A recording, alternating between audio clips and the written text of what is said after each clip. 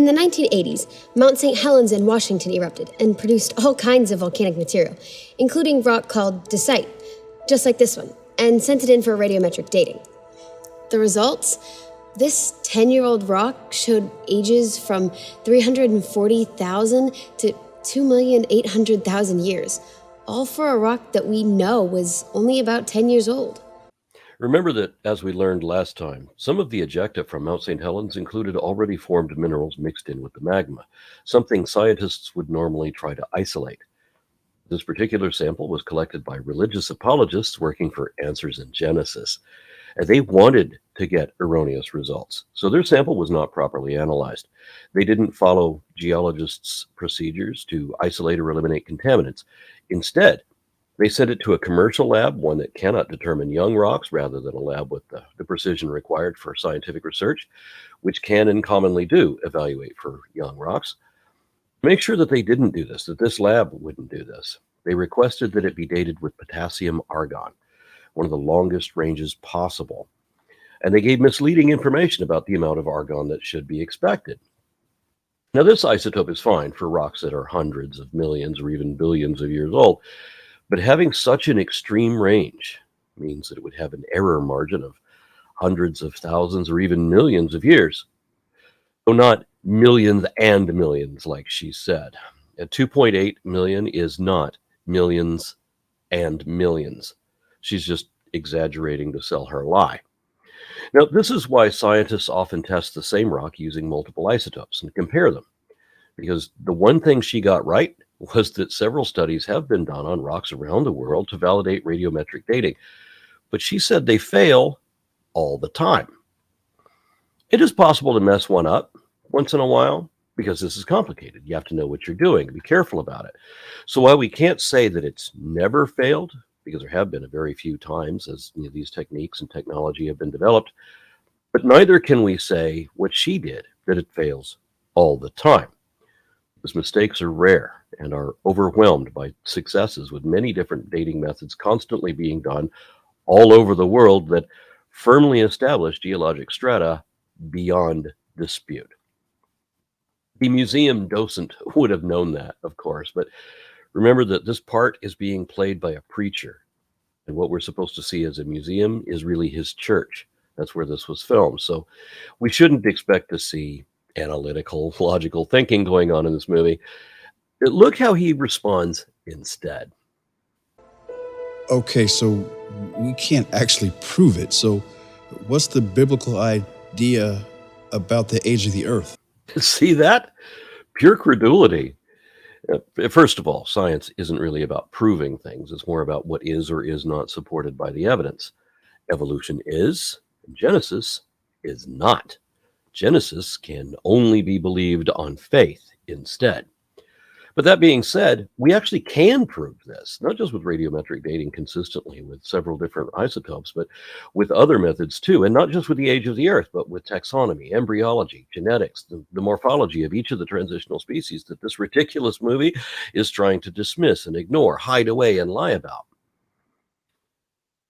But this guy is going to throw out everything we know and can show to be true, and instead believe in mythical magic just because a teenage talking wig told him a lie. I mean, does the Bible offer anything better? No, the Bible is just lies and nonsense.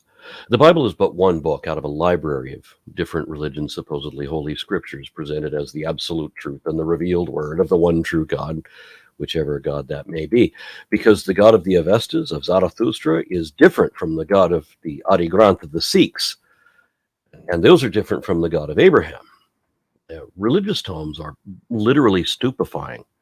Believing in any of them stunts your intellectual acuity. A religious belief inhibits the capacity for critical thinking, and studies have shown that even intrinsic religiosity diminishes your ability to distinguish fact from fiction, which is why believers don't realize that most of their fables, at least, are pure fiction, not fact. Actually, the Bible is very straightforward about this. We have clear genealogies in Genesis, which are even repeated in the New Testament, that go all the way back to Adam. Except that those genealogies were contrived long after the supposed fact, and they contradict each other. So they're not clear, nor can they be accurate, since even Christian geneticists say that Adam and Eve are genetically impossible and do not fit the evidence, because Genesis is a fable written by primitive people who obviously had no idea what they were talking about. The first man who was breathed into existence by God. Even rabbinical scholars acknowledge that the fable of Adam refers to a golem spell, a remnant of Semitic magic where a mage fashions a statue, usually out of mud or clay, and either breathes the breath of life into it or places a written spell, usually in Hebrew, into its mouth to, animate it and bring it to life. This is strictly folklore, not fact. And the story was itself adapted from earlier tales with similar tropes that only differed in the most important points, like which gods they're talking about. He was made from the dust of the earth, not evolved from some ape-like creature. Then why are we humans not just ape-like, but a taxonomic subset of apes? We are apes, both by definition and derivation, both genetically and morphologically. Just one of myriad facts that creationism can't even begin to explain. He was given charge over the earth and named everything, including the apes. I don't think we're the only sapient species on this planet, but we are the smartest, regrettably. So, of course, it's no surprise that man-made mythology favors the men who made up the fables. Within a couple thousand years later, the earth was flooded and all life on earth was wiped out, except those on the ark. Except that we know for certain that the global flood of Noah's Ark never happened. I consulted with a number of scientists on a playlist showing how physics and meteorology disprove the flood, how geology and paleontology disprove the flood, how dendrochronology and general botany disprove the flood, how zoology disproves the flood, especially taxonomy, anthropology, archaeology, and even mythology disproves the flood, and the engineering of shipwrights disproves the flood as well. This happens to be the same time even secular historians admit that human writing disappears from the face of the earth. A strange coincidence? No doubt. Strange meaning that it never happened, and her claim about it isn't true either, because writing didn't disappear like she said. Here's a clip from my series explaining just some of the problems with what she just said. This was the beginning of Egypt's 6th dynasty, after the death of Pharaoh Unas. Sargon was alive at that time too, conquering Sumer and establishing the Akkadian Empire. And even if you push the date of the flood back to 2900 BCE, when there actually was a localized flood that the legends could be based on, it wouldn't help creationists. Egypt's 2nd dynasty hadn't begun yet because Pharaoh Kwa was still alive, as were the founders of the Hong Bang dynasty in what is now Vietnam. This was also the beginning of the early dynastic period in Sumer, where Ur was the richest city and the citizens were still polytheistic and making statues to pagan gods. How does that set with there being only 8 people alive in the whole world at that time and all of them worship Yahweh? We know they didn't, because the Epic of Gilgamesh was composed centuries later and still centuries before the first books of the Bible, and yet it tells the same story from a pagan perspective, as did a number of other ancient pre-biblical documents, like the Epic of Atrahasis and the Eridu Genesis, not to be confused with the much more recent biblical Genesis, which we'll talk more about in the next video. For right now, the issue is not the stories themselves, but the languages they were written in. Why were they all in different languages, many of which were derived from distinctly separate roots?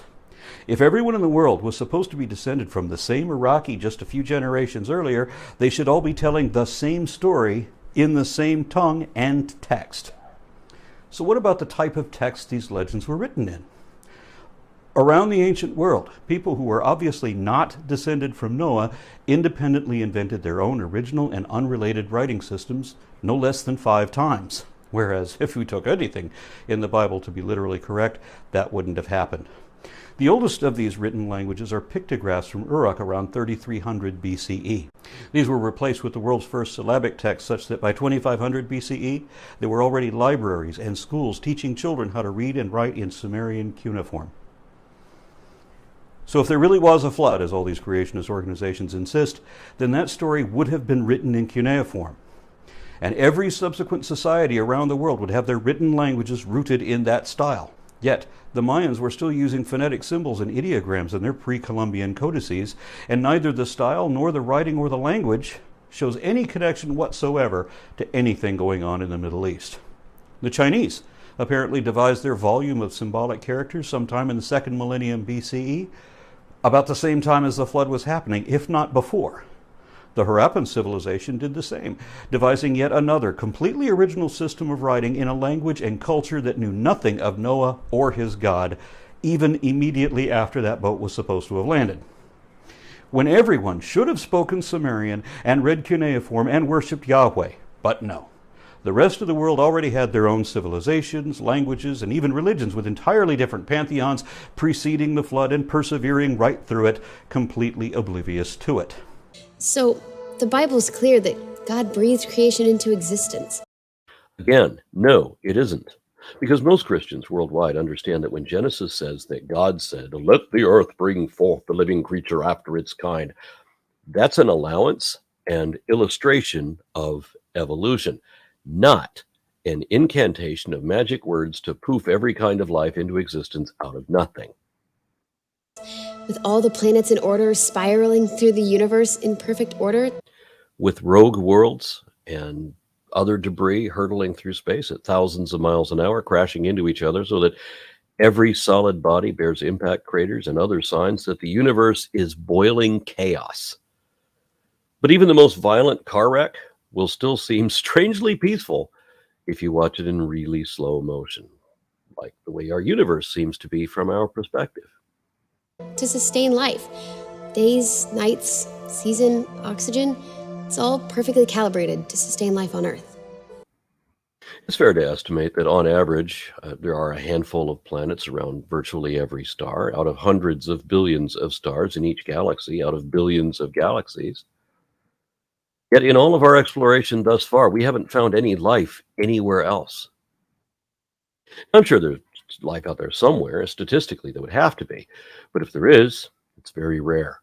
Because all we've seen so far are dead and dry worlds, irradiated worlds, frozen worlds, and all of them poisonous, such that we can only survive temporarily a fraction of the skin of this one tiny bullet falling through oblivion, where every other world that might not kill us immediately is so far away that it's stupid to pretend as if the universe was calibrated for life, or as if we were the reason that everything or anything exists.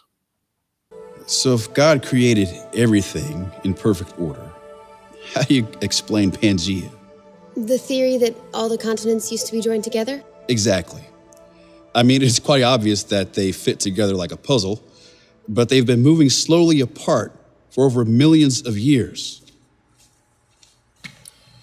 Plus, we have correlated fossils on each side of the continents that were together, now they're separated.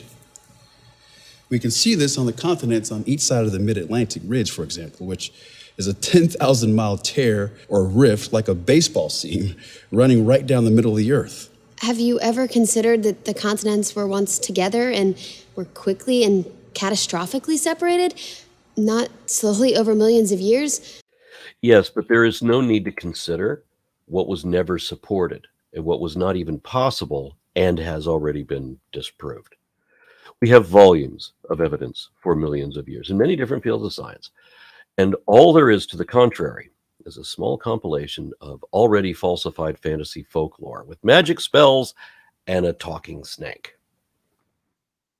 I mean, you do have millions of the same creatures like trilobites that are buried in mud layers on each side of the matching continents. Yes, we have matching fossils in Paleozoic strata, things that are older than 220 million years. And in some places, we have Mesozoic fossils on one continent that match Mesozoic index fossils on some other continent, and so on, showing how certain continents were connected in different ways at different times throughout geologic history. We can also see how they match perfectly if they're put back together. And we have quite a clue about how they were split apart. No, miss, you really don't have a clue at all. The obvious mid-Atlantic ridge you pointed out. Yes, but it took millions of years, and it did not happen quickly. We know this because today, they're moving apart slowly, only inches per year based on GPS measurements. And these observable measurements also coordinate with other factors like the index fossils that I just mentioned, or like occasionally oscillating magnetic polarity, things that could only be if all of this happened over millions of years. But notice how this student is suffering from a brain-eating organism that looks like a wig because she is unable to address this fact at all. Instead, she has to pivot to a different topic entirely. Well, then how do you explain the Morrison Formation, where 13 states of dead dinosaurs in the middle of America are buried with marine creatures under unimaginable amounts of mud and ash? I'm not sure I'm following you. Oh, well, I have a mobile app from Genesis Apologetics that has a video that explains it in just a few minutes. Check this out. Have you ever wondered how the massive dinosaur kill zone in the middle of America happened? We're talking about 3 countries, 14 states, and a stretch over 1,800 miles long and 1,000 miles wide. Over 1 million square miles are filled with the remnants of most known dinosaur species, and they're all mixed with other land animals, fish, birds, and all sorts of sea life. The leading theory asserted by evolutionists is that an asteroid hitting the Yucatan Peninsula in Mexico, over 1,000 miles away from the heart of this disaster zone, is why millions of dinosaurs are buried in mud and ash. But that doesn't make sense, because the billions of fossils in this area were buried in multiple mud and ash layers from successive watery events. Several successive but unrelated watery events in different disaster zones that have nothing to do with each other and that have nothing to do with the Chicxulub impact either. Because the inexcusable incompetence of Genesis Apologetics has gotten everything embarrassingly wrong. The Morrison Formation is a sedimentary rock unit of mudstone, sandstone, limestone, and siltstone characterized by their coloration. And this collective unit dates to the late Jurassic period between 163 and 145 million years ago. Thus, the Morrison Formation was already set in stone 80 million years before the impact from space that wiped out the dinosaurs. So, evolutionists did not say that this impact had anything to do with anything in the Morrison Formation, which involved different events at different places in different times. What you have is Jurassic rock with outcrops accessible in various places throughout most of the western states, but which is otherwise buried by Cretaceous rock, which accounts for the next 80 million years or so until the comet struck, leaving a thin layer of iridium around the world. Then that was buried by another 66 million years of sedimentation, such that most of the Midwestern exposure is either Jurassic or Cretaceous or Cenozoic rock, depending on the level of erosion around each area. Which reminds me, last year, my wife and I took our Jeep on a paleontological expedition looking for fossils of Eocene mammals that were exposed by erosion in the Badlands of Wyoming. So I asked the leading scientist of that expedition to comment on this. Dr. Benjamin Berger, happy to have you on here. You are a paleontologist specializing in the Morrison Formation. Is that correct? Well, I work in the Morrison, but I also work in all sorts of things. So you've got the entire area that Yeah. you're talking about covered, literally. Yeah. I'm well familiar with the Morrison Formation. How could a global flood, which is what they're describing here, how could that account for multiple mud and ash layers? Yeah, I don't think you could. I mean, it's kind of weird. One of the things they mention is that there's marine life found within the dinosaurs. And you went to Dinosaur National Monument, and there's no marine life in any of the Morrison. There's no ichthyosaurs or plesiosaurs, or you do get clams, but they're freshwater clams. They're found in rivers today. Likewise, turtles and crocodilians. Turtles, you get some crocodilians. You get And weird. people don't, and the creationists, the young Earth creationists, don't understand that there were wholly, entirely different, radically different species of turtles and fish and crocodilians in the Jurassic and Cretaceous and so forth than we have now. That if we saw one of these in any, if you were in a swamp in Louisiana and saw one of these things, you would think it was some kind of monstrosity. You would not recognize it as a crocodile or an alligator. Yeah, there's some cool crocodilians in the Morrison. The lizards are really bizarre too. There's sphenodont lizards, which are really cool. Acrodont lizards. They're really primitive lizards. So going to another time period is not a lot different than going to another continent. You find vaguely similar animals, but they are distinctly different than the ones we have back home.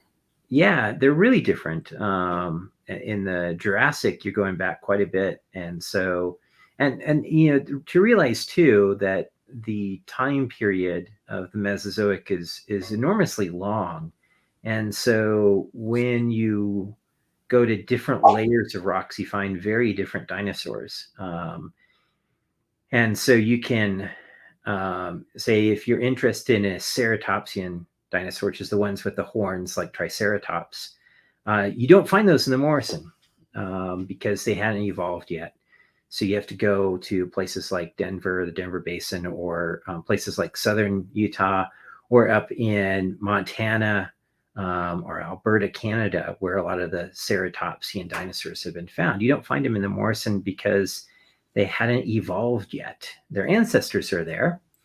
Well, then what we have to tell people is that you need to look at a geologic map, because things are not at all the way Genesis Apologetics is depicting it. They show this oval that stretches through, Chihuahua, Mexico into Alberta, Canada, and it includes, the ash falls of Nebraska, and it includes the Cretaceous layers in Montana, and it includes the Morrison area of Utah, and there's Jurassic and Cenozoic and Cretaceous, and there's all these different finds, and they're jumbling them all together as if they're all in one unit.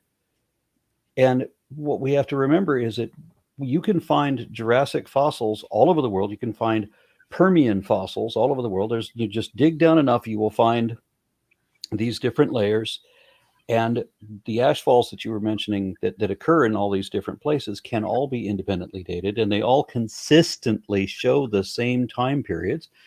When I was in Permian strata in South Africa, we were working in an area. I remember that we estimated between ash falls. This gave us a range that we're looking at 263 million years. If you look at between these two dated ash falls, the fossils in this strata here, 263 million years old. Of course, we're not going to find any dinosaurs. We're not going to find any mammals. Those things hadn't appeared yet. And then when I went out with you, when we went last year to Wyoming, now everything is Eocene. Again, we don't find any dinosaurs. We don't find any Permian therapsids. They don't exist anymore. Those things went extinct. Mm-hmm. We are finding crocodilians in Wyoming, which ought to be a little strange for people. But again, they're not the crocodiles that we have today. Yeah, they may be the kind of thing that people say, oh, these haven't evolved in all these. Well, yeah, but they have. They're very different. There are profoundly different crocodilians in the Eocene. Maybe not so much in Wyoming as in like South America, but because they were enormously different in South America. But you have these strata all over the world. They're consistently dated to the same ages. Everywhere. We have the index fossils, we have the radiometric dating, they're consistent worldwide, and it's not remotely like what these people are describing. So what I would tell these people is to look at a geologic map to show that in this area we have Cretaceous layers exposed by erosion, in this area we have Jurassic layers exposed by erosion, and so forth.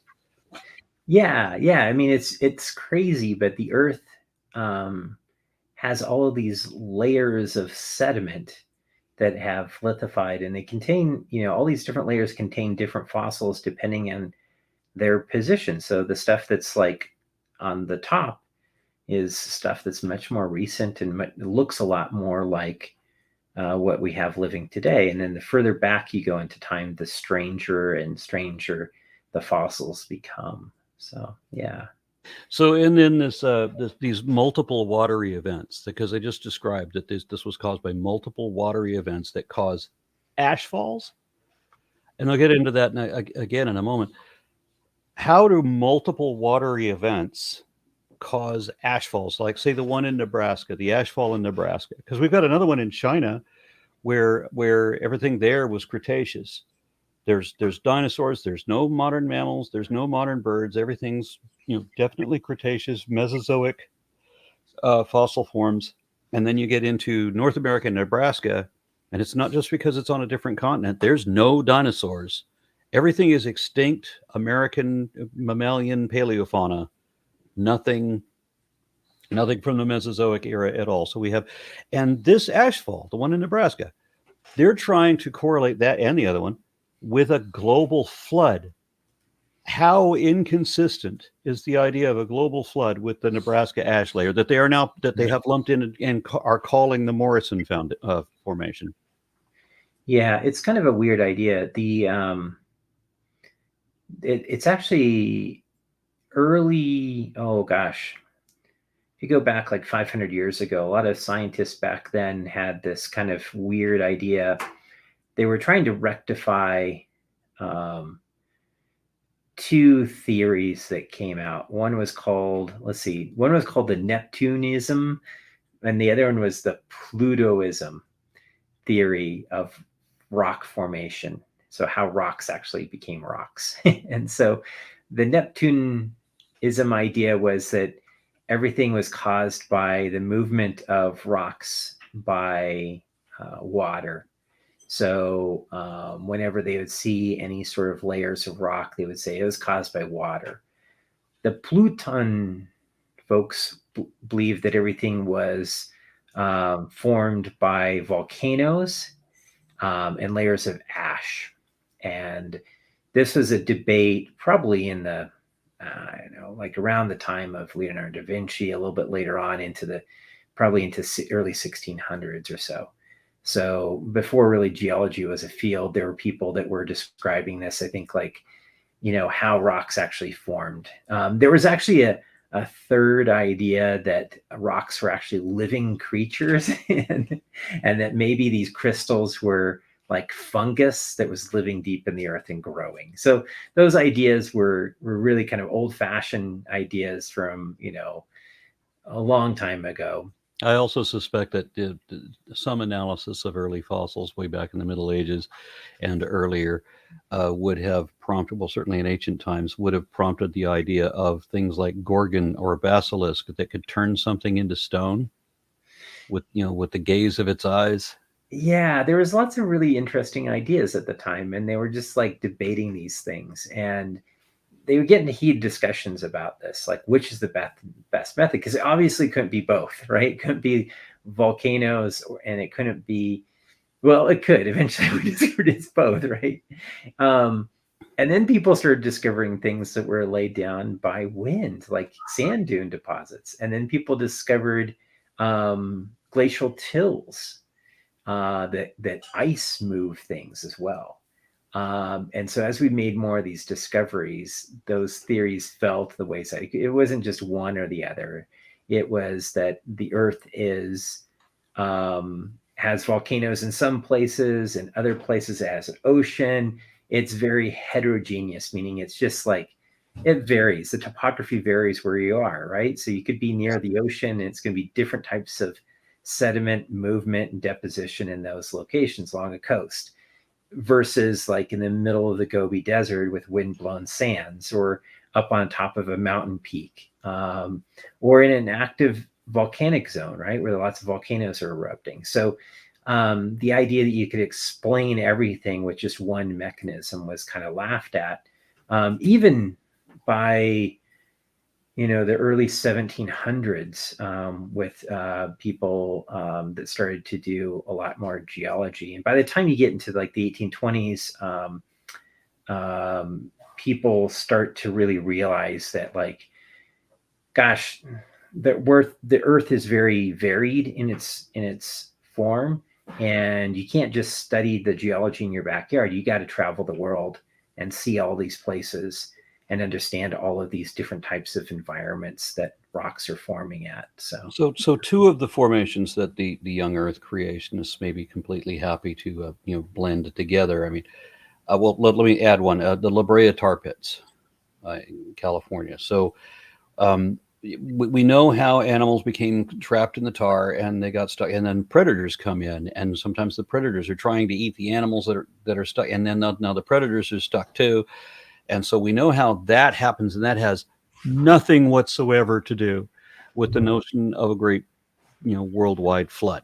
Yeah. Likewise, we have the Nebraska ash falls, where we have ash coming, and a layer of ash, kind of like a pyroclastic cloud, comes in and layers everything and kills everybody dead. This is not in any sense consistent with the idea of a global flood. Certainly not a flood that sets off volcanoes. Can floods set off a flood of any size set off a volcano? No. So volcanoes need heat, right? So and they are deep convection of mantle up to the surface, and so you can have water percolate down into the subsurface, and water can cause certain silicas to melt at lower temperatures and cause pyroclastic explosions. But for the most part, no, not really. So what the argument that they're making is that this Nebraska ashfall is somehow part of their global flood thing. So have you been to the Nebraska ashfalls that I'm talking about? Are you familiar with them? I know, yeah, pretty familiar with them. So this is is there any indication that water is at all involved in that at all period whatsoever? No, in fact, the rhinos that die there, one of the reasons that they died was that they were breathing in the ash, and they were asphyxiating and keeling over and dying. So there isn't any water movement in those. A bit like Pompeii in Italy, where you had the volcano. So then what we've got where the Morrison Foundation, or why do I keep calling it foundation? The Morrison Formation, and that everything there is Jurassic. There are no Cretaceous dinosaurs like you can find in Montana from different types of environments that we'll talk about in a moment. But in the Morrison, everything is Jurassic. You mentioned that there were no marine animals. Specifically, you mentioned ichthyosaurs, which of course are Jurassic. There, you don't find ichthyosaur fossils in the Cretaceous. Not like the creationists would ever realize that, but they want to say that there's marine fossils, and there's none. But the thing that they're not paying attention to is that when they say that it's mixed with turtles and crocodiles, because those sound familiar to us. We still have turtles and crocodiles, different species, but they're distinctly different. So we have reliably dated the Morrison Formation to Jurassic period, not just because of the index fossils, but also because of multiple means of radioisometric dating, which do not all the time come up with the wrong ages. They don't ever, any of the time, ever come up with, 6,000 years or something like these creationists are pretending. Mm-hmm. Yeah, and I think one of the things that was fascinating to me watching this video was that they tend to view time as being very plastic, meaning it can speed up and slow down, which... Like the decay rates of isotopes. Yeah, they were like, things can go faster and slower. So it's kind of a weird argument to have, because if you can say, oh, plate tectonics was really, really fast and occurred within, 50 years or something like that, and then all of a sudden got slow, or the Earth's orbit around the sun sped up really, really fast, and then it's slower now. Well, the way we measure time is by change. So, I mean, the way we measure a day is the time it takes the Earth to rotate around. And so by saying, well, in the past, the Earth was rotating faster, and so those ages are faster, is kind of a strange argument to have, meaning that time moves faster and slower. And what they're really saying is that you can play with time in a weird way randomly, but scientists don't do that. Scientists are kind of like, all right, you got to have like a basis, a caliber to all your time and reconstructing. And they've worked so hard on that calibration. I mean, the geological time scale has been around for over 200 years, and it gets refined all the time. And, now it's amazing nowadays that they're, debating within a few thousand years, whereas before, they were off by several millions of years. One last thing is that if they made this comment that evolutionists, because they have to pretend that those who accept science or who pursue science as an investigation, that instead of an investigation, that it is a religion, that it's a religious belief. And so therefore they have dishonestly asserted that evolutionists, a religious position they would say, have asserted, which is saying something is true when you don't have any evidence to back that up, which is what they do. It's not what science does, because they're always about projecting their own faults on other people. They say that evolutionists, the scientists, whatever, have asserted that a meteor or comet hit the Yucatan Peninsula. This is just an assertion, they say. So apparently there's no data to support that, right? No, yeah, there's lots of data to support. So but it was debated. I mean, here the funny thing about scientists, I think, is that they all disagree with each other, and they're always debating things. Mm-hmm. And there's no dogma in science, so everything is up for debate. And the only reason things get accepted in science is when it's been repeated over and over and over again and retested. So incidentally, I'm going to be tomorrow. I will be in the Yucatan Peninsula where we're talking about. Nice. That'll be fun. I have a couple of times I've been at the Chicxulub impact site, and I've been to the cenotes that the locals described it, and how these cenotes were formed, that it's related directly to the Chicxulub impact. Yeah. I've seen the impact waves in the geologic maps. Yeah. For this, I mean, it's like craters within concentric craters and so forth. It's amazing how much data there is for that impact itself, the worldwide iridium layer and all of this. It's stunning to me that you can have such a massive volume of evidence for something, and then somebody who has only a storybook to go by dismisses the whole of reality in favor of literally a fairy tale. Yeah, and I mean, scientists are dismissive of things too until you get to a point. And one of the things that you face as a scientist is that once you demonstrate something the first time, you can be skeptical of it, and then you demonstrate it again, you can be a little bit less skeptical. If you demonstrate a third, a fourth, a fifth time, as the lines of evidence start to grow, the public opinion of that starts to shift, and new discoveries are made through that.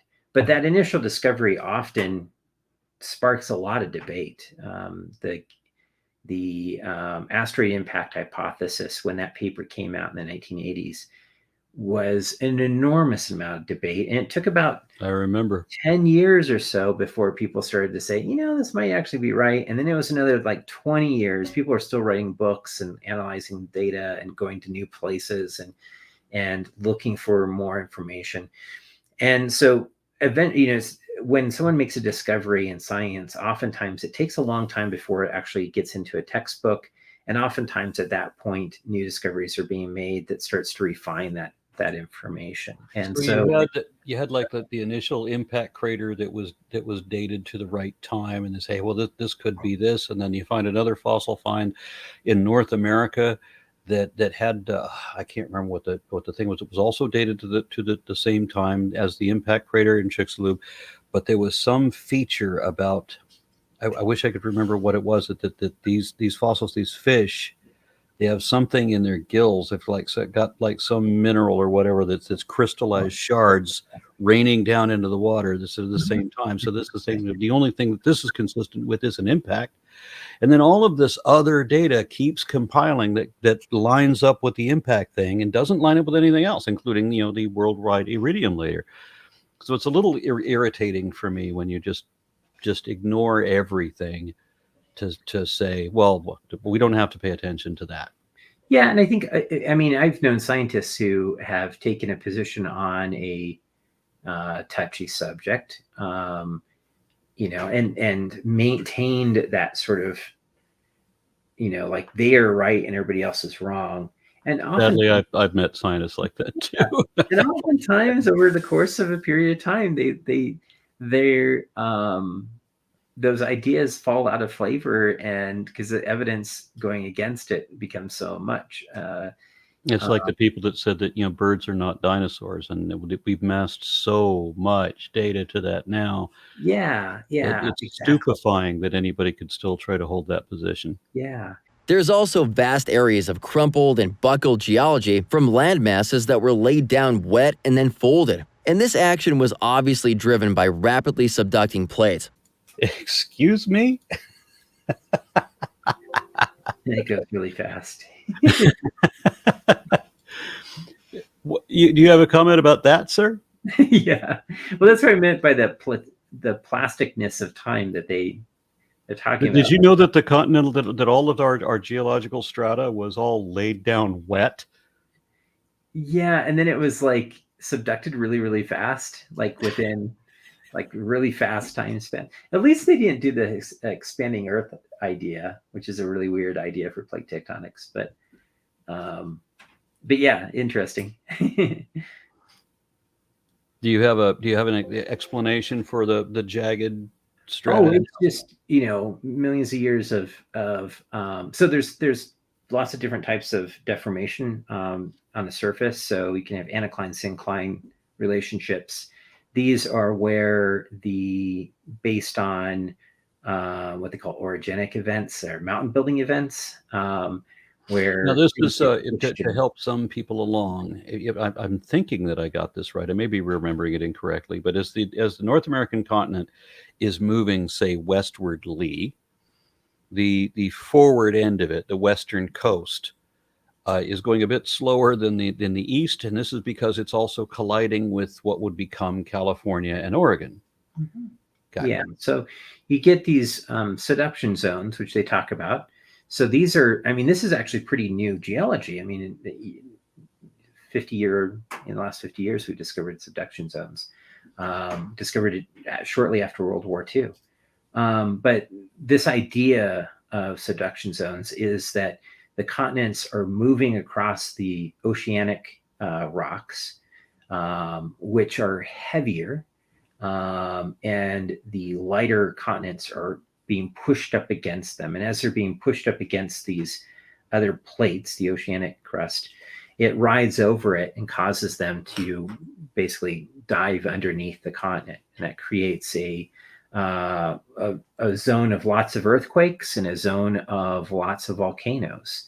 So if you think about the distribution of volcanoes in North America, they're all found along the Pacific coast, and there's none in the East Coast, along places like along the East Coast or New England. And part of that is because the subduction zone that's active, where the North American continent's riding over the Pacific plates, occurs on that side of the continent. But it used to be on the other side, and that's what, if you go to like New York City, there's all these basalts, and those basalts are dated to the Triassic period. They're like 200 million year old. When at the time, what we have the ring of fire around the Pacific rim today, but back in the Triassic, we had the eastern coast of North America was connected to Africa, and so that the emergence of the Atlantic Ocean created for its time the same kind of rim as what we see in the Pacific now. Is that right? Yeah, you got a rift valley that developed during that period of time. So during that rift valley, there was a lot of volcanic flows, and those were landing on top of the continents. So if you go up in the Hudson Valley area of New York and over into Connecticut, in that area, there's a lot of those wonderful basalts that were laid down from the splitting of North America away from the other continents. So Evolutionists explain how oceanic plates, like the Farallon plate, slowly subducted over tens of millions of years under the North American continent uneventfully, while the millions of dinosaurs now buried in this kill zone somehow just kept living and thriving. So the subduction zone that's still in operation now, and we're just you're right on top of it. How are you just living and thriving with this thing going on underneath you? Yeah, I don't understand why they're saying that. Yeah, you can live above a subduction zone, but they're saying that it's impossible for them to understand how dinosaurs could live through that. Well, yeah, it's kind of weird. Both secular and creation scientists agree that the Farallon plate subducted under North America, even carrying massive volcanic plateaus like the conjugate Shatsky Rise along with it, going from the west to the east. But we disagree, and with good reason, that the dinosaurs somehow just kept peacefully thriving in this area while this was happening. This subducting action would be like a spatula sliding beneath an undercooked pancake, creating massive folding and buckling just like we see all over North America today. The process even explains the rapid and catastrophic formation of the Rocky Mountains. This happened just thousands of years ago during Noah's flood, when the fountains of the Great Deep were broken apart and the year-long process of the worldwide flood unfolded. Do we need to say anything more here? Well, that's what I mean. It's like it's really strange ideas that they're proposing, in that the Rocky Mountains formed in what, a year? Yeah, just a few thousand years ago. Yeah, in a year, because the flood was 1 year, so it changed the entire everything. What's crazy about it is that they are acknowledging that the Rocky Mountains exist. They're also And that they they're acknowledging that they said that creation scientists agree with real scientists, although of course, there's no such thing as a creation scientist, because there's no such thing as creation science. Creation is not a science, but we have people who are creationists who use real science and can do things in electronics and other unrelated fields, but there is no science of creationism. I just want to clarify that. So people who believe in the fairy tale agree with the real scientists that there is this subduction that carries the volcanic plumes, all of that underneath the western half of the United States. But they can't understand how dinosaurs could have lived through that, and the way that the mountains that are still forming now could have formed then. And realize that it's kind of strange, because what they're doing is they're playing with time. So they're basically saying things are happening very, very, very rapidly. So instead of saying things took 200 million years, they say they took just a few thousand. But the problem with that is then everything else has to form very, very, very quickly. And so you have the Rocky Mountains coming up, kind of suddenly over like a year. But it's weird because they're acknowledging the series of sequences of stuff with subduction and the rise of the Rocky Mountains. So it's like they realize there is a timeline, but the timeline is kind of strange in terms of time speeding up and slowing down, which is really interesting. So, yeah. Massive oceanic rifting on a worldwide scale created new seafloor that was pulled under the continents, creating cycles of tsunamis that occur when the seafloor binds and then releases, just like tsunamis are generated today. This explains the multiple layers these creatures are found in, as they were buried by the ever-increasing flood waters and tsunamis. Yeah. So this explains multiple tsunamis, explain multiple layers. So it explains the Jurassic being below the Cretaceous, being below the Eocene, being below all of the other Cenozoic layers. Is that, am I understanding? Was this just a wave of tsunamis that build again all in 1 year? Yeah, no, it's weird because. So we have all of these Jurassic animals live here, and then they all get flooded out, and then they get replaced by Cretaceous animals, and they all get flooded out. The next month of the same year while the flood is going on? Yeah, this is weird because this is like they're using a different term. In geologists, we use transgressive regression cycles. And so they're kind of using the term tsunami in that way. So arguing that there were multiple flooding events throughout history, but they were happening very rapidly together, which is weird. It's a very strange philosophy. It's almost like a flip book cartoon. Yeah, it's kind of like, that's Jurassic, that's Cretaceous, that's Eocene, that's yeah, it's like it's like we just sped up time really fast and then slowed it down. And they're not taking into account that we have entirely different ecosystems now. From the Triassic to the Jurassic to the Cretaceous, these are distinct units for the type of life worldwide, not just in North America. Yeah. It's kind of a strange idea, like that time is completely plastic, and in the past, time went really, really, really fast.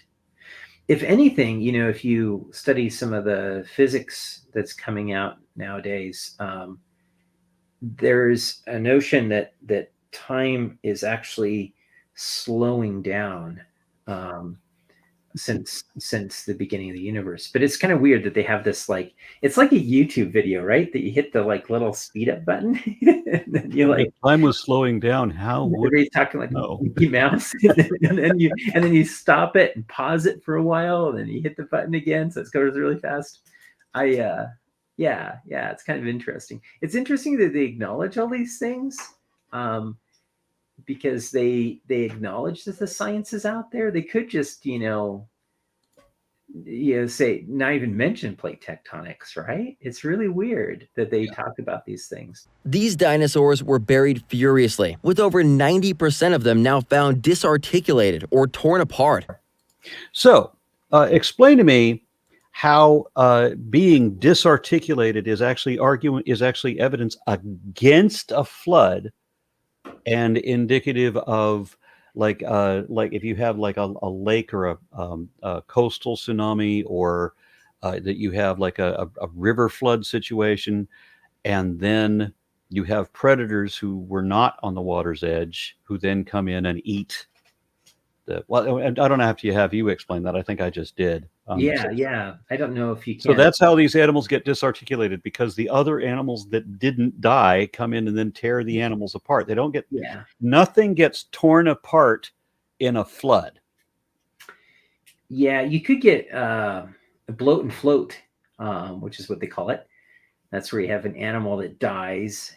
When something dies, it'll often sink down. And then as it starts to decay, gases will build up inside of it, and then it will bloat up and float to the surface. And then it will kind of explode, and the gases will leave, and then it sinks back down. You see that with a lot of like fish out of the Green River, where their stomach and intestines is all kind of blown out. So you could get that, but those usually are not going to cause the disarticulation that they're talking about, or most of the disarticulation that you see. Also, realize that there are many fossils that are found that are completely articulated. In fact, at Dinosaur National Monument, there's a beautiful camarasaur that's 100% articulated from the head to the tip of the tail. But then there's also bones there that are completely disarticulated. Now, if the entire skeleton were together, that would be more consistent with a flood. And as you said, the drowned animal, the odd one out, you have the one camarasaur that whatever happened with that one happened with that one. So you have one fully articulated, but everything else is being torn apart by predators along the shore. Yeah, and they're also being weathered too as they're tumbling around. So usually they are being transported by the river currents as well. So they, the other thing that's interesting, they talk about flood or like a marine system. If we think about it from the perspective of saying, okay, there was a global flood, it covered the entire Earth, what would the paleontological record look like? And it would look like you would have the igneous rocks at the bottom that would be the basalts. You would see no differentiation of the crust, so you don't have a difference between oceanic crust and continental crust. You would then see on top of that, so you see a lot of basalt, much like the moon, so moon rock. And then on top of that, you would see marine sediments, so shales.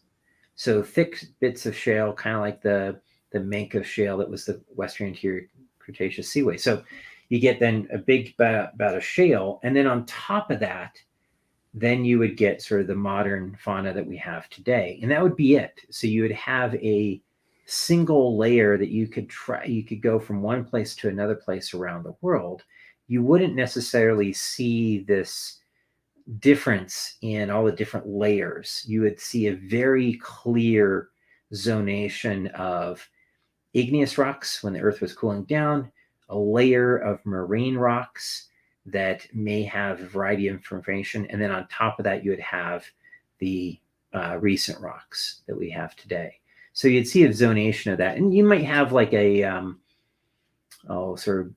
before time and after time with the flood. So you might see some terrestrial stuff below the marine section, and then a marine section, and then another one.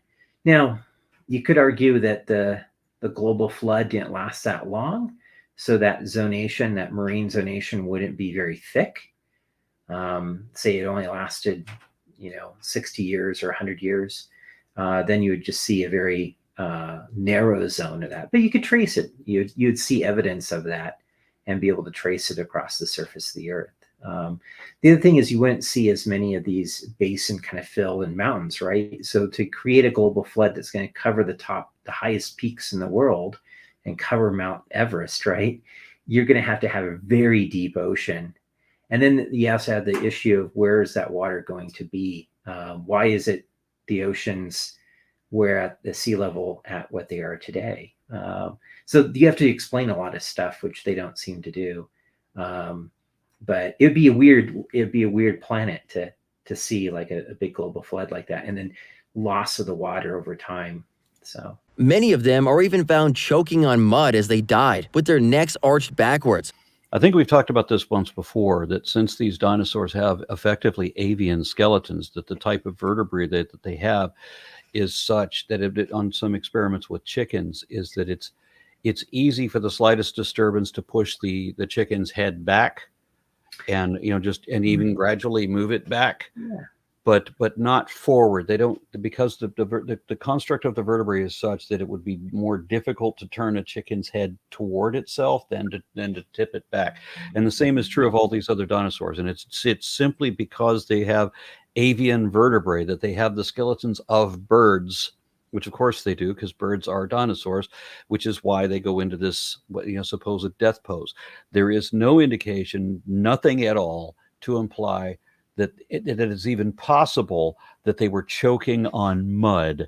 And if they were choking on mud, they wouldn't be in this pose. Yeah. And actually it requires, so what's going on is in the back along the dorsal surface of the cervical vertebrae, there is a series of tendons, like the nuchal tendon and the longissimus muscles, the tendons for the neck.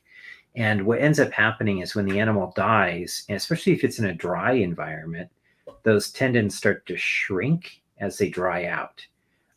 So they lose the blood and everything, and those tendons start to shrink. And as they shrink, that causes the head to go backwards because the tendons are getting dried out. So usually you see it in animals that have died in the desert and have dried out. So yeah, so it wouldn't be something you would necessarily see in an animal that drowned. Widespread volcanism that occurred during this process also shows this happened quickly, over a year, and not millions of years. Strike that. Reverse it. With no volcanoes in the Morrison Formation itself, where the bulk of these dead dinosaurs are found, logic demands that the huge volume of volcanic ash in the Morrison Formation to have been erupted from megavolcanoes on the west coast, lofted and carried far to the east by wind. The Morrison Formation's brushy basin member alone spans 5 states and includes over 4,000 cubic miles of volcanic material. That's enough to cover the state of New Jersey in ash 740 meters deep. All right. Have we already addressed how there's no correlation between the ash falls and a flood, and how they have conflated like the Nebraska ash fall? They kind of like subsumed that in with the Morrison Formation, or Yeah, the Morrison has ash layers in it, but the vast bulk of the Morrison Formation are there's even like little river cobbles, sand. well, they just said that there's no volcanoes in the Morrison Formation, but there are plenty of volcanoes in the oval that they put up in their illustration that they called the Morrison Formation. Yeah. So a lot of the volcanoes that were erupting during the Morrison time in the Jurassic are coming from what they call the severe orogeny event, which was occurring in western Utah. So along up to the coast of Idaho, or along the neck of Idaho down to western Utah. There were a lot of volcanoes in that area, and then going down into Mexico. And so those are the ash layers that are dumping some of this ash to where they get some of the dates. Although, the Morrison's kind of funny because there is ash input into the Morrison. most of the sediments are actually just your typical river sands. There is some Aeolian deposits. There is some braided river type sediments, meandering river sediments, marsh-like sediments, and there's some actually limestone sediments as well. So if you had a global flood and volcanoes coincidentally going off in the midst of your global flood, because I guess that's where all the extra water comes from, according to somebody came up with the idea, well, maybe the earth is hollow or something, or there's oceans underneath the continents, whatever. And so now the continents have to break, which causes the volcanoes to go off, which causes this massive flood with the giant tsunamis that they're talking about. But even if that were the case, even if any of that was possible, the volcanic ash now is going to be on the surface of the water, and it's going to be heavily mixed in with kilometers of water. And so you're not going to have ash falls. In order for to have the accumulated ash for an ash fall, you can't be in a global flood at the same time. Yeah, you can have ash falling in water. I mean, there's like these betonitic ash layers that are in the Western Interior Seaway sediments, like the Manco. Yeah, in a river or in a lake or what happens when you have a volcano and it spews, like the one that happened in Iceland is a good example a few years ago. Tons of ash is coming out. It falls on the ocean, and when it falls on the ocean, it just sinks down to the bottom of the ocean. Well, ocean sediments, when you're underneath a lot of water, you don't have a lot of fast processes. So it's a low energy environment, what we talk about. So that means that the only sediments that are coming into the system are either stuff that's blown out to the ocean and sinks down like ash layers. You also get dead organisms. So things swimming in the water, they're dying as detritus and coming down onto the ocean floor. So ocean floor sedimentation is really interesting because it's these nice fine layers of sediment that are laid down very regularly. And in fact, it's fairly easy to date the time of ocean sediments because you got a nice series of events you always have stuff raining out of the water. And so you get these nice layers of sediment. So if there's a big volcanic eruption, you'll get a nice band of ash in that area where the ash fell onto the ocean or the big body of water. And they can form these. Again, it would be one layer. Yeah, so you could have multiple ones from various volcanic eruptions happening, and you see that. So But you wouldn't have in the global flood situation where everything's going off at the same time and you've got kilometers deep water. Yeah, that's the problem you have, because you're assuming that this flood, this world ocean, the Earth became an ocean planet, and then all of a sudden it, for just a few short period of time, and volcanoes. The problem is that if you have volcanoes spewing out ash, they have to get to the atmosphere. We're supposed to imagine that it took 40 days for the Earth to get completely, for all the continents to be underwater. And so the volcanoes are going off for this 40 days. And so they're having waves of ashfall. But of course, that's not how that would look. You wouldn't have different strata from that environment. Yeah, you'd have to have some land available for the volcanoes to throw out that ash. So, but even if you have some land, as the waters are rising and the volcanoes are going off, they're depositing all this ash on top of the water that then sinks to the bottom and becomes one layer. You would not have one layer divisible by anything else and then another ash layer or something like that, because that's what they're talking about. If they're talking about the geology we actually see, where you have an ash layer and then you have other types of sediment, then there's another ash layer, you wouldn't have that in the global flood situation that they're talking about. Yeah. In fact, you probably wouldn't have any ash until afterwards. Yeah, that's what I was saying before. And there are plain indicators that this happened rapidly, not over millions of years. How else can we explain this recently discovered massive dinosaur graveyard where 10,000 adult Maiasaura were found buried in mud without a single young mixed in with the entire herd that was buried? Every single dinosaur in the area was at least 9 feet long. It sounds like the adult dinosaurs were stampeding away from the imminent danger of raging floodwaters. Their young could not keep up and became engulfed in some lower part of the peninsula. Are you familiar with these this area of all adult myosaurs? No. Where he gets it. I have no idea. Okay, well, so what I understood, Yeah. what I understood is that if they're going along a waterway, and if there is, as we expect, many small flash flood kind of situations and that sort of thing, that what they're saying is that it's one of their multiple tsunamis. But by this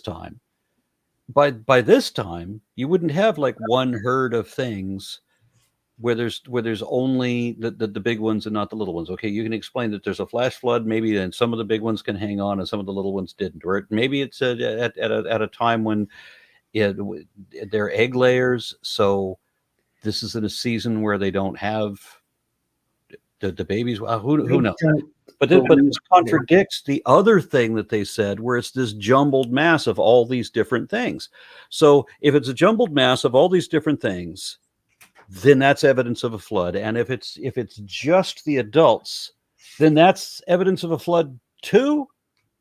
Well, I don't even understand why they're mentioning this, because Myosaura is well known for having lots of babies and juveniles. In this one area, they're talking about it, and I'm surprised you didn't know about it because it's from North America, and I thought you'd been like to every site, but I really did. I thought that you would have been familiar with this. I wasn't familiar with this, but I don't see where the significance is if the only argument that they're making is that they find a bunch of adult dinosaurs and they don't find any babies. Fine, you got a sudden storm surge, or you have a flash flood from a river, something like that, and you just haven't happened to find any babies. We have lots of rivers flood every year, so that's not a big deal. Lots of things die in river flood. We don't ever have a global flood, and we don't have anything that indicates a global flood. Yeah, the weird thing about Myosaura is we have lots and lots of babies. I think it's just really weird. Anyway, there may be a place that they find more adult ones than it's somehow proof of a global flood if you find babies in one area, but you don't find them in this one particular area. I don't know. Yeah, it's very strange. Yeah, because they picked a dinosaur in which we have a really wonderful series of juveniles and babies and hatchlings. They could have picked a different dinosaur group. Yeah, anyway. I'm not going to play devil's advocate and try to explain what the hell these people. These evidences sure point to the rapid and widespread catastrophe of the flood. Okay, I'm not sure I'd agree with everything on that video, but they do explain a few possible theories. Yeah, on the thing about explaining a few theories, they always want to pretend that theory equals guess. They don't understand that there's things like atomic theory, and that everything in science is a theory, and every modern scientific theory is also a fact. They always want to make it out to be like it's just a guess. It's your opinion versus my opinion, and they're just both of them equal and empty assertions. That's their argument all the time. But, sir, don't you see? The real clincher for me is the soft tissue they found in dinosaur bones. Over just the last few decades, scientists have been discovering soft tissue in dinosaur bones. And I'm not talking about creationist publications. I'm talking about over 50 peer-reviewed secular science journals that have now reported 14 bioorganic materials found in dinosaur bones. They're finding blood cells, blood vessels, connective tissue, and even collagen, which has a maximum shelf life of just tens of thousands of years, with some stretching it out to 900,000 years. Either way, with a maximum shelf life of less than 1 million years, what's collagen doing in dinosaur bones that are supposedly 65 million years old? So I saw a study that showed that collagen was actually is something that can actually be rejuvenated and can be perpetuated for much, much longer periods of time than had ever been previously estimated. And also, when she says that they're finding blood cells and they're finding traces. They're finding heme. They're not finding actual blood. And as far as these other soft parts, she's trying to argue. Well, no, I'm sorry. That's another thing. We'll get to that in a moment. I'll just they're finding traces. They're finding heme. I mean, like when fossilization takes place, you have heavier elements that are replacing these lighter, flimsier elements. But when in the case of blood, which is based on iron is pretty heavy already, and so what you end up with as a residual, as the trace element, as the fossil of the blood cell, you end up with the iron-based heme. Yeah. So one of the things that's been happening in science, it was because of Jurassic Park for a large part of it. People were like, could we get DNA from these dinosaurs? Is it possible to get organic compounds extracted from these bones? And really up to the 1990s, when Jurassic Park kind of came out, this is all kind of sci-fi stuff. How do we actually get organic compounds like DNA or like RNA or like blood cells or things that might have some biological component that we can study in modern animals? Could we see these in really old fossils? And two things have kind of happened that really have been really exciting in science. And one is that we're understanding a lot better the fossilization process of how these bones actually make it through millions of years and are actually preserved, and what that mechanism is. And it's really quite fascinating because it involves a lot of active decay by microbes.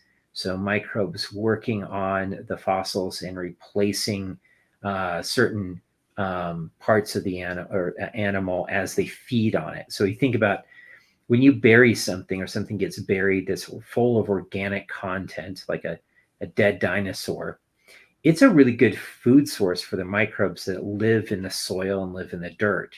And they're going to start feeding on that carcass pretty easily and start scavenging on it. And that environment's really weird because you don't have good access to oxygen. If you have some good access to water, kind of percolating through with rainstorms and stuff. So that process gets started by the microbes. And what they start to do is replace a lot of the organic content usually it's with calcium carbonate, which is kind of like calcite, the mineral calcite. They will often deposit hematite. And some of these minerals that pre-mineralize or remineralize the organics. And if that occurs, that helps preserve the shape and the nature of the bone and starts the fossilization process. And this is done with really fun experiments where they take bits and pieces of bone and you throw it into a water column with a bunch of sand.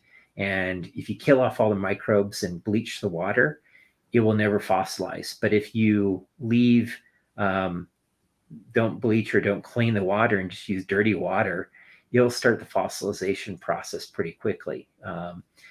So that's really kind of fascinating, is that those microbes are actually contributing to that. Now, one of the things when they talk about soft tissue is what they're really talking about is trying to find some of that organic material that still remains.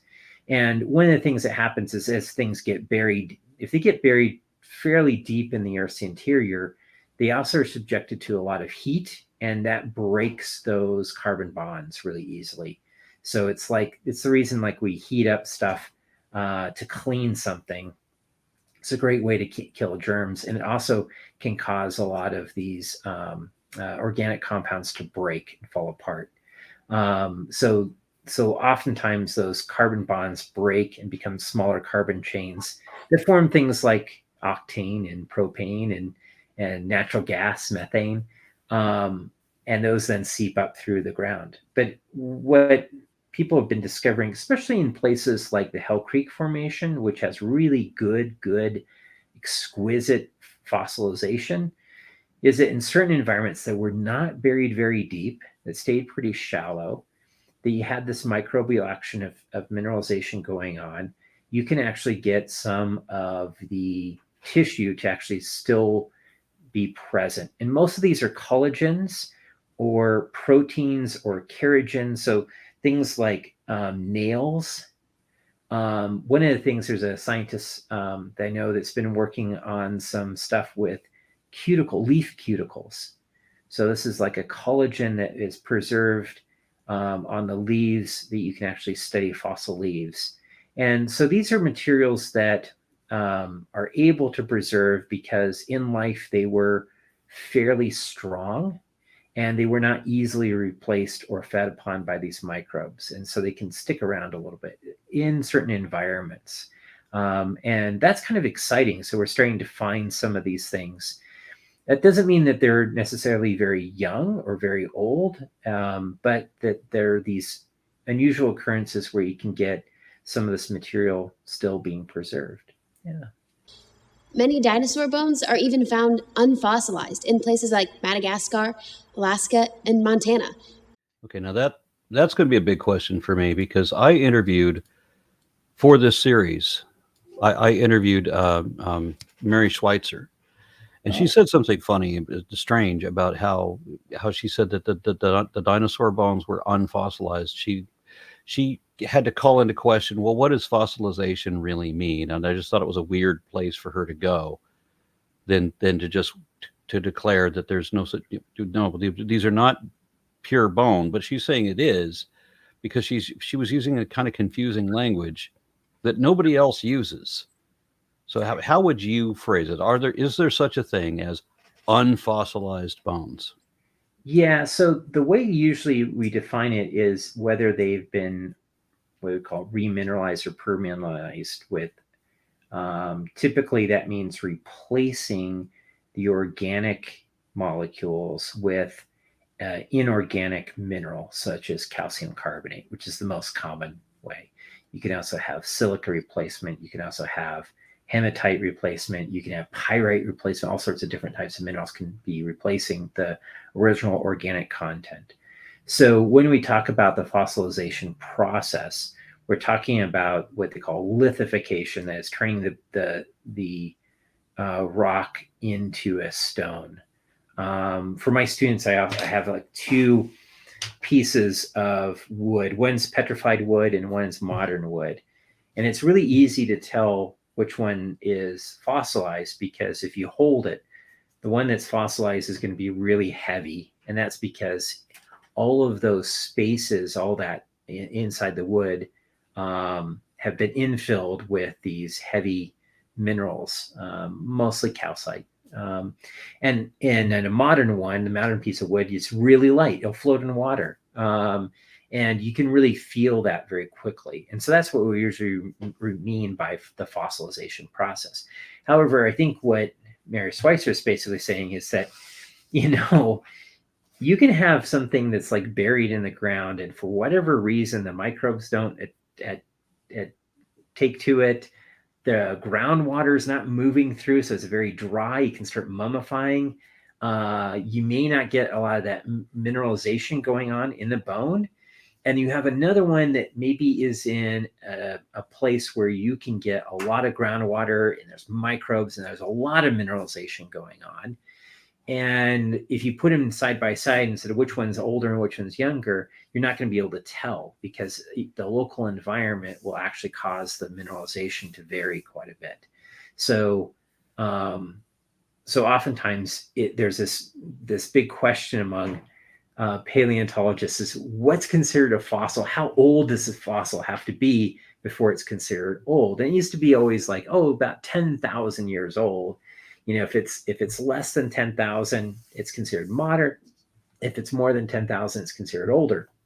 Well, a lot of times you can't date the fossils, right? So in that case, then you're like, this one's been mineralized, and they're discovering these ones that have, only took like 3 or 4 years to mineralize.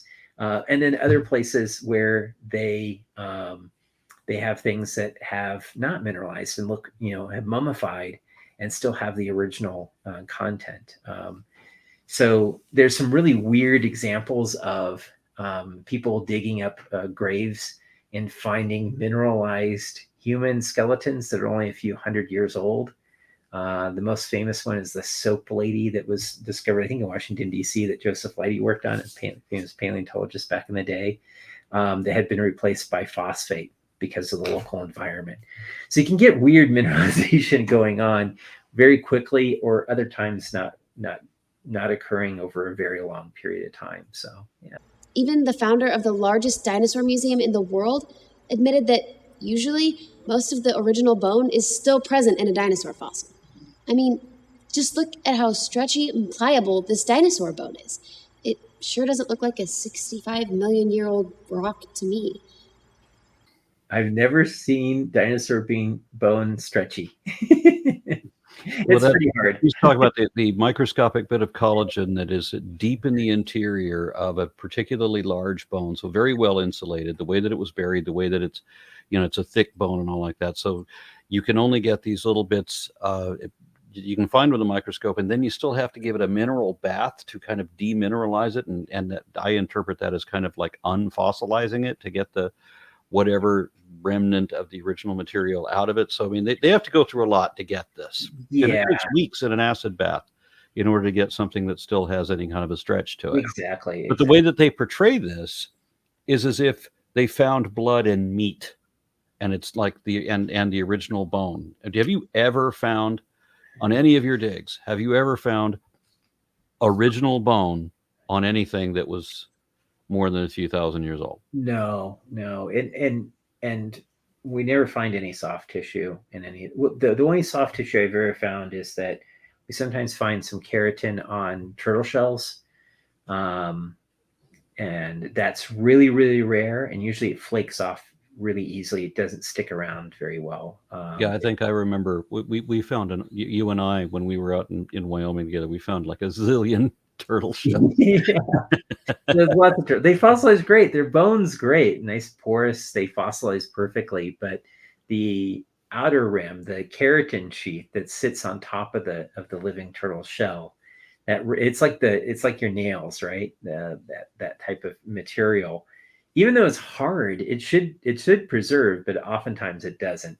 And so most of the time you don't see it. But every 10, 20 years or so, somebody will find it. Mary Sweatshirt found some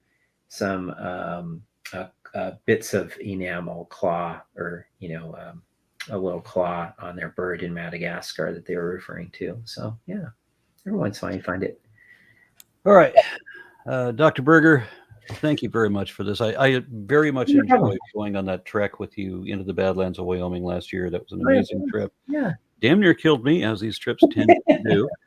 But that was a wonderful experience, and thank you for having me on with you for that, and thank you for participating in this series. Oh yeah, definitely. If you have any questions, let me know. And good luck. Thank you. You've made your points. Nicely done.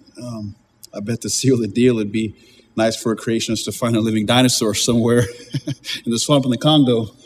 Actually, I think that what we've covered is even better than discovering a living dinosaur somewhere. And why is that? Well, if someone found a living dinosaur, it would be easy for evolutionists to explain it away. They would just say that evolution was idle for eons. Evolution is never idle. It can go faster or slower depending on known factors, but it never stops. In fact, we have found living dinosaurs all over the place. We call them birds. Birds are not just descended from dinosaurs. We now have definitive proof that birds are dinosaurs. I'll include a link to a 10-part playlist explaining that in detail. Now, if there were other dinosaurs apart from birds, then they wouldn't still be the same species that were known from the Mesozoic era. Just like mammals we have today are not the same species as what lived then. They've already done this many times when so-called living fossils are found. Like this live coelacanth someone hauled up in a fishing net off Madagascar in 1938. Before they found it alive, coelacanths were considered a key missing link between fish and amphibians, dating back to the time of dinosaurs and beyond. As I said, there's no such thing as a living fossil. It was a surprise to find two species of coelacanth still alive today, both being in the modern genus of Latimeria.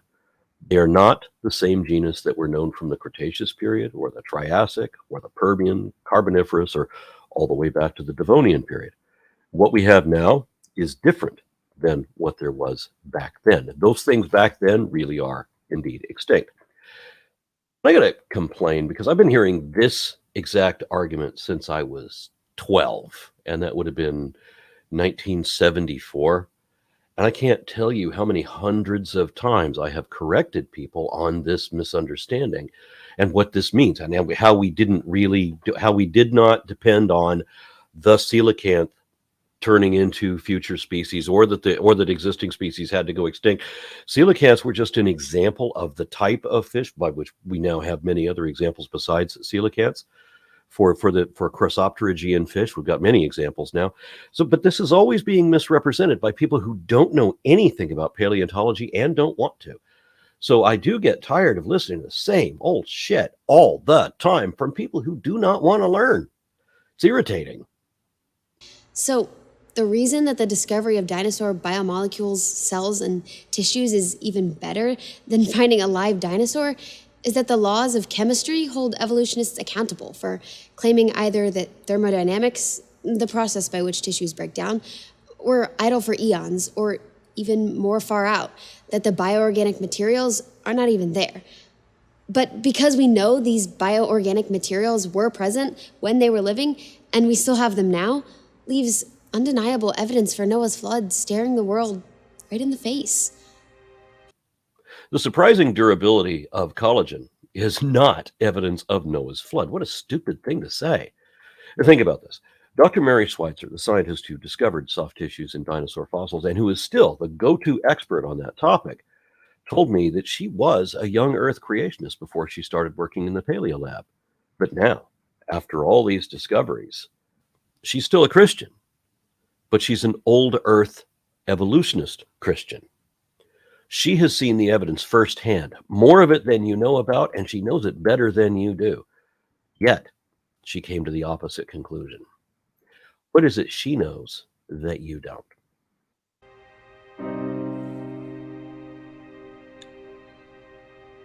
Christina, you've given me a lot to think about.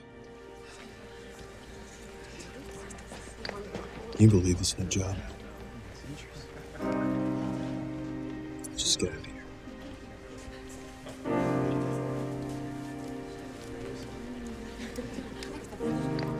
Hey. You okay? I've never felt so wrong about anything in my entire life. Well, that's because you're in a fantasy movie where everything is upside down and backward.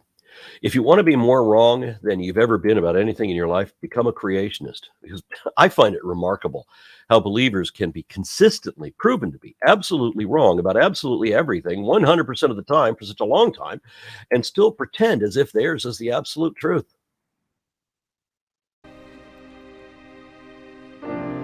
My life completely changed that day. Mark and I, we tried to continue having a relationship, but he wasn't too happy with me suddenly believing in God. So we argued a lot, and then we ended up breaking up. But I ended up becoming friends with the girl who was debating with the museum docent that day.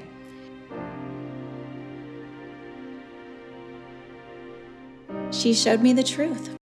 No, she lied to you a lot. That's all creationists can do. Their belief is entirely dependent on frauds, falsehoods, and fallacies, an irrational denial of reality based on misunderstood, misrepresented misinformation. There is no truth to any of it.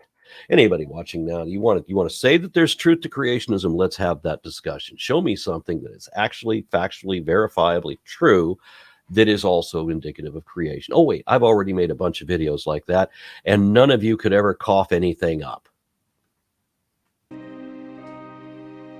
And I believed her. And I surrendered my life to Jesus. And I haven't been the same since.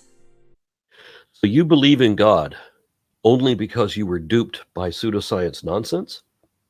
How would your God feel about that if it was real? Of course, the way I see it, if you got religious nuts who want you to believe one lie, then they'll have to tell you other lies in order to convince you. In fact, if Christine and I hadn't become friends, then I probably wouldn't have met your dad. She introduced me to him. And then you probably wouldn't be here.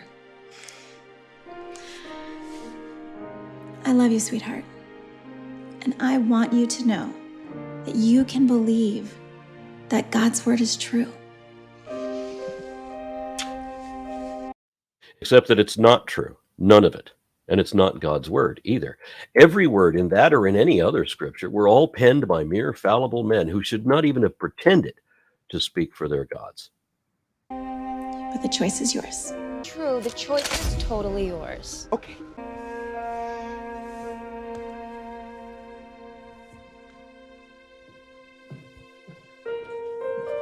Believe in the Bible? Yes, I do. Do you believe what Jesus said? Yes, I do. You know, Jesus destroyed evolution in one sentence. This is what he said. In the beginning, God made them male and female. He didn't make them as primates, he made them as male and female. So do you believe that? Yes, I do. So then you don't believe evolution. I don't believe in evolution. Does this idiot not understand that, one, we are primates by definition, and two, all primates are sexually reproductive, meaning male and female? Does he understand nothing about biology at all? He damn sure doesn't know anything about evolution, despite being corrected on that hundreds and hundreds of times. Why is every creationist argument always just another stupid lie? A false premise drawn from a false assumption that they will never correct, no matter how often or how conclusively their myriad errors are constantly exposed. Because they don't care what the truth is. They want to make believe something else instead.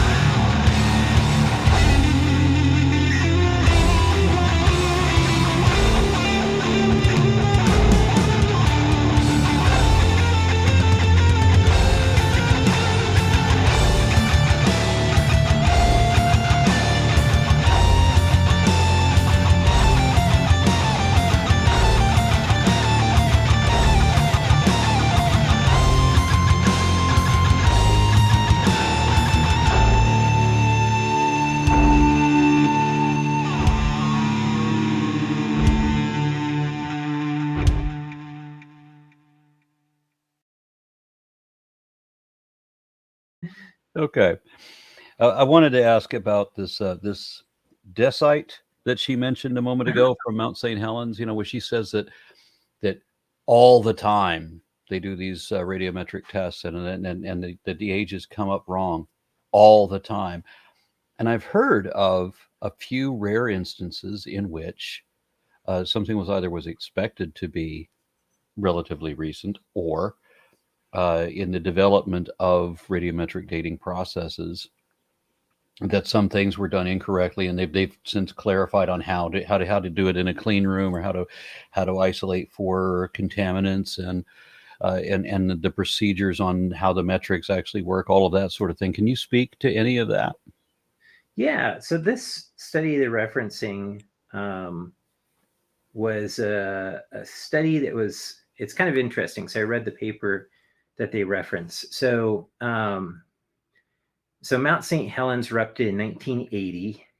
And shortly after that, there was a guy who worked for Creation Ministries who had a background in geology. He and one of the ministers there went up to Mount St. Helens and picked up a rock, an igneous rock. So this is dicite, which is a kind of a felsic igneous rock. And they brought it back. They said it was like 19 pounds, so pretty big rock. And they brought it back and they sent it off to a lab in Massachusetts. And they told the lab they wanted to get a date from it. And they told them it probably didn't have very much argon. And I'll mention what that means. So And then they got the dates back, which are kind of what you would expect for something so recent. But then they turned around and published the paper as being that this was a lot older than what they would have predicted, since they claimed that it was found from the eruption that just happened a few years before. So this is about, over 30 years ago that they did this study. So it's a really old study that was done, and it was done it was published in Creation Research or something like that, like a Christian sort of journal. So it wasn't published in like kind of a reliable source of information, peer reviewed by experts. And a lot of people kind of laughed at it because of the nature of radiometric dating. And I'll kind of explain what they did and why it was a little bit problematic. So we have to figure out how radiometric dating works. So the best analogy for radiometric dating is to think of an hourglass. So an hourglass is really simple because you have the transition from the sand in the top of the hourglass falling to the bottom, and the rate that falls through the hourglass is defined as 1 hour, right? So if you flip it over and all the sand is on one side, and you flip it over and now it's on the top side, it takes 1 hour for all that sand to go down to be on the bottom side. So we can use a term for the sand above in sort of the early state, which we call the parent state. And then the sand that's dripping through the hourglass and makes it to the bottom, we can call that the daughter. So parent and daughter sand. And radiometric dating works kind of the same way. You measure the ratio of the parent, so the amount of sand in the top of the hourglass, and the amount that's in the bottom, right? And you can use that to then determine the age or the length of time that the hourglass has been running. And there's a couple things we have to worry about, though. The first is that there is no sand in the bottom when it starts, right? So you imagine an hourglass that was, in a box and shaken up, and there's some sand on the bottom and some on the top, right? And you flip it up, and then you start the timer, right?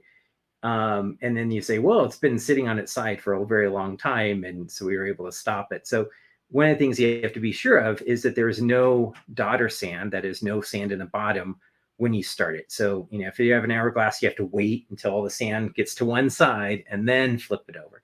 And that flip over in rocks occurs when, most frequently, when you go from a state of a liquid to a solid. And it depends on the style of radiometric dating. So there's a lot of different types of radiometric dating. Some can vouch for, or you have to figure out what's called the initial amount. So there might be some initial amount, but a lot of radiometric dating, particularly potassium argon dating, which is what they're using, in that state, usually argon is a gas, and so it can be dissolved in the liquid, but when it's a solid, it can escape out, or it gets trapped in there. So argon bubbles out of the liquid, but it gets trapped in a solid. So there's not going to be any argon initially when the rock becomes solid, but over time, the argon's going to build up because the gas is trapped inside the crystal of the rock. So what a lot of times people do is they measure the amount of potassium and the amount of argon, potassium 40, which is a radioactive potassium. And they use those two ratios just like you would use in an hourglass, right? So the amount in the top and the amount in the bottom in that ratio.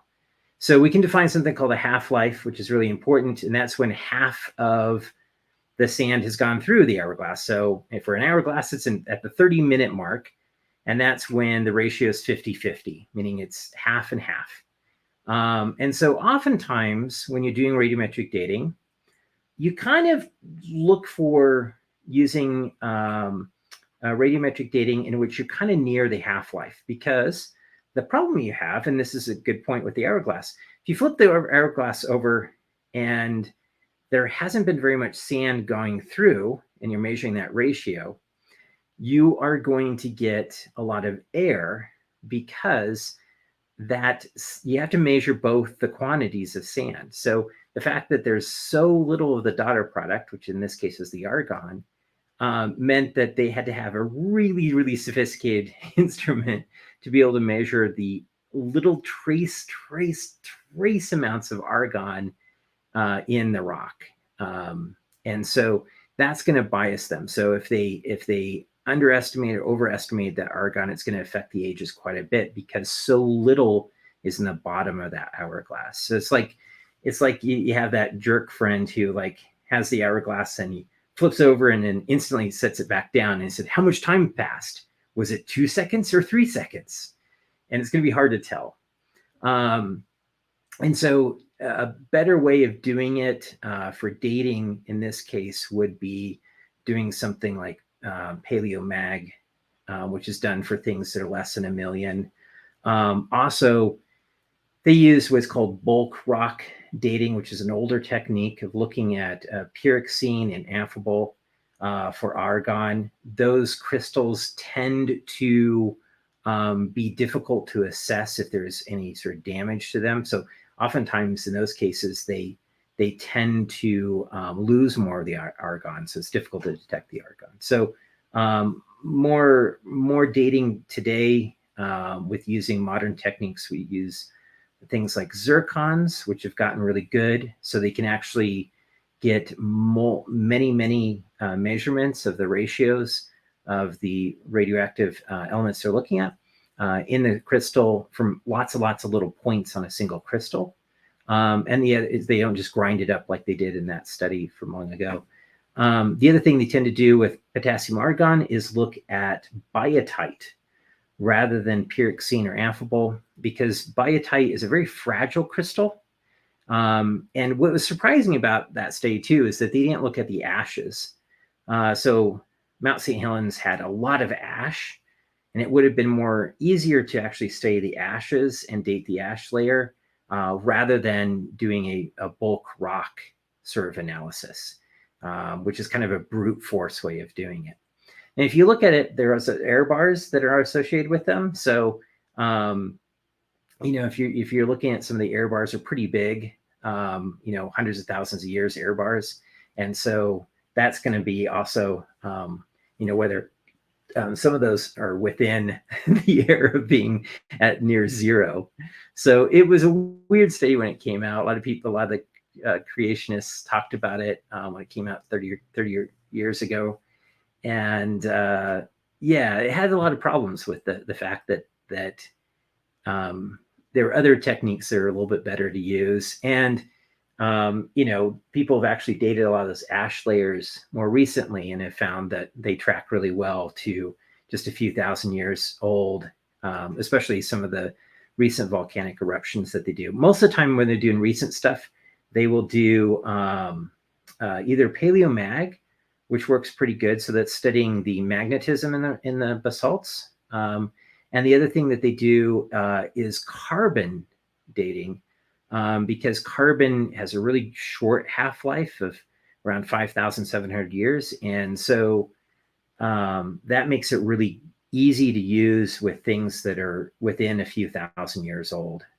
So it's a better technique than these other techniques that are used to measure things that are much older. So it might be important to throw in here that radiocarbon dating is in general not used in paleontology because it can only give reliable dates for the last few thousand years. So when we're talking about dinosaurs or something from the Permian or something like that, then these are definitely not radiocarbon dates. Yeah. They usually are using what's become really popular now for a lot of dating is the uranium lead series dating with in particular with zircons. And the reason for that is a couple things. One, zircons are fantastic little time capsules, so they do not melt easily like other crystals, which will melt very. Think about like quartz can melt really fast and form glass. Zircons have a really high melting temperature, so they stick around. So The other thing that's nice about zircons is that when they start, they have no lead.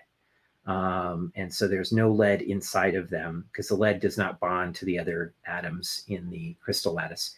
So when they measure for lead in zircons, any lead that they get is caused by radiogenic decay in the crystal. And potassium argon is done, but it's mostly done with biotite. You can use apatite, pyroxene, horblende like they used, which was used back, especially in the 70s and 80s. But now I think most people use biotite because it's a really good, it's one of the mica minerals. So it has a fair amount of potassium in it to begin with. But then also it's kind of fragile. So you can see it and see how much damage has been done to the crystal. Whereas amphibole and pyroxene in particular are black and they are very dense minerals. The crystal lattice is pretty dense. And so just looking at it and inspecting it under a microscope, it's difficult to assess whether there's damage to the crystal or not. So the damage would cause leakage actually of the daughter product. So it'd be like breaking your hourglass and not work very well. So yeah. So there's other techniques that you can use. They're much better. And usually what scientists will do is look at the chart of half-lives that are out there and determine a dating mechanism that works the best with that date. So an analogy to that would be, whether you want to use a stopwatch or a calendar or one that I use is, we have commercial trucks that have these huge scales when you get to an interstate crossing, right? They have to weigh the truck, but that's not going to weigh the same things as you would get on a bathroom scale. Yeah. Or on a jeweler's scale. Yeah, exactly. So it's a totally different scale. So you have to like match your dating method with the age you're looking at. There have been some weird dates that have been discovered in various studies, and they're debated that are done by, legitimate scientists. And they'll use a dating technique and they'll get a very unusual date. And the two things there could be a number of things that can happen. Usually with a scientist, they will double check their numbers quite a bit. So oftentimes you send it to two or more labs and see if they come up with the same numbers. The other thing that's often done is that people, once the paper is published, people run out and grab some of it and do their own dating to see if it's the same. And so oftentimes they're corrected. But one of the big things that can happen is for dating is whether that date, the starting point of that date and what that really means. So for paleontology, where you're trying to date fossils, the fossils are often found in rocks that don't have something that you can do radiometric dating with. And so you have to rely on an ash layer or maybe a basalt that is come through the rocks. And so what can often happen is you'll get different dates from different ashes, and they, you're trying to debate whether this bone is closer to this one date that's found above or this other date that's found below, and there can be some differences. But for the most part, in my own research, when they do dating, they often find a lot of similarity in repeat measurements of ashes. So there's an ash not too far where my campus is that has been dated, since the 1980s. And that date, they continually do new dates, and they differ by less than 1 million years. And in fact, the newer dating is getting smaller and smaller error bars. And so, there's a lot of confidence in a lot of the dates that we have for radiometric dating. But there, occasionally there's an outlier that's a little weird. It can be difficult to date certain types of rocks. And so some of those dates can be debated a little bit more than other dates as well. But what we have consistently worldwide is, and we're going to get into this in just a moment, where we have, let's get into that. Let's play the next thing. And I got to caution you, we spent 30 minutes on this first answer, and we haven't got to the part where we begin yet. Well, they're going to go through the whole geology in this. I've got an hour. I've got an hour to get this recording in. I think want to try to do this in 2 sessions because I've got to do a show at 5. Yeah. Okay. That one's the most important thing to mention, though, because I think that's something that's going to affect everything else that they're going to say. Okay.